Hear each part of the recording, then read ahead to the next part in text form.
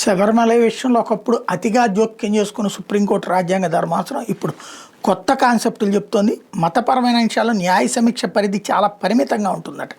వాటిని చట్టసభలకు వదిలేయాలని కేంద్ర ప్రభుత్వం తెలిపింది.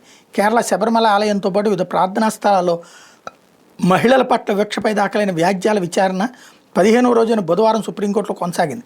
సీజే జస్టిస్ సూర్యకాంత్ నేతృత్వంలో విస్తృత రాజ్యాంగ ధర్మాసనం ముందు కేంద్ర తరపున సొలిసిటర్ జనరల్ తుషార్ మెహతా వాదనలు వినిపించారు. న్యాయస్థానం మత సంస్కర్తగా వ్యవహరించడం తగదు, సంస్కరణ చేపట్టే బాధ్యతను రాజ్యాంగం చట్టసభలకు అప్పగించిందని మెహతా గుర్తు చేశారు.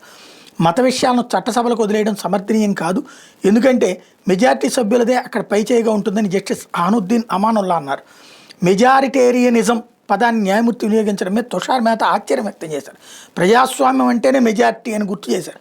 జస్టిస్ జోయిమాల్యా బాగ్చి జోక్యం చేసుకుంటూ ప్రజాస్వామ్యం నిస్సందేహంగా సంఖ్యాపరమైన బలపరీక్షే. ఒక పని చేయాలని అత్యధికులు నిర్ణయించినప్పటికీ అది రాజ్యాంగ సూత్రాలకు అనుగుణంగా ఉందో లేదో పరీక్షించి నిర్ధారించే బాధ్యత న్యాయస్థానాలదే అన్నారు.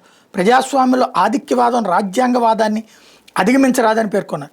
హిందూయిజం ఒక జీవన విధానమని జస్టిస్ నాగరత్న పేర్కొన్నారు.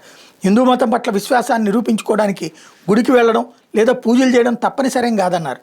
నమ్మకాన్ని నిరూపించుకోవడానికి ఇంట్లో దీపాన్ని వెలిగించుకున్నా సరిపోతుందని జస్టిస్ సూర్యకాంత్ వ్యాఖ్యానించారు. ఏంటేంటో ఎటుకెటుకడికి వెళ్ళిపోతుంది.